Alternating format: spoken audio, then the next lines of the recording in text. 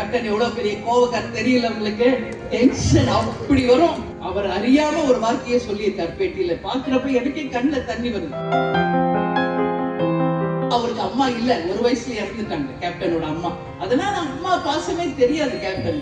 என்கிட்ட கேட்டார் கல்யாணம் ஆன உடனே, அம்மா பாசம் தெரியாது, எனக்கு நீ சாப்பாடு ஊட்டி விடுவியான்னு கேட்டார். ஒரு நாள் இல்ல, 2 நாள் இல்ல, ஏன் அன்பு சகோதர சகோதரி உங்ககிட்ட நான் சொல்றேன், டெய்லி நான் தான் சாப்பாடு ஊட்டி விடுவேன், எவ்ரிடே. ஏன் இதெல்லாம் சொல்றேன்னா, அந்த புரிதல் இருக்கணும் கணவன் மனைவிக்குள்.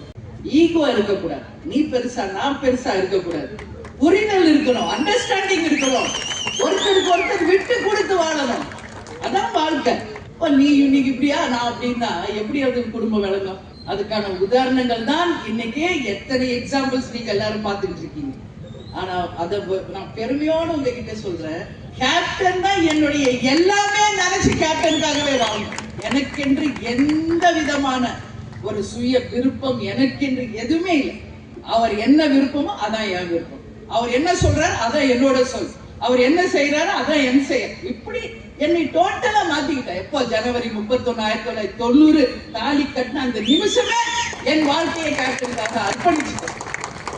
அதனாலதான் கேப்டன் எவ்வளவு பெரிய கோவக்கார தெரியல உங்களுக்கு, டென்ஷன் அப்படி வரும், அப்படியே பொறுமையா பார்ப்பார்.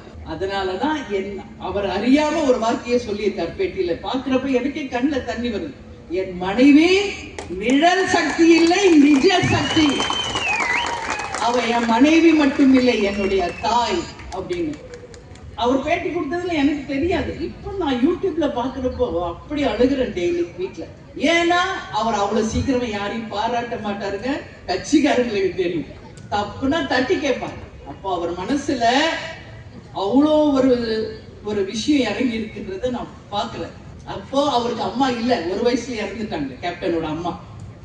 அதனால அம்மா பாசமே தெரியாது கேப்டன்.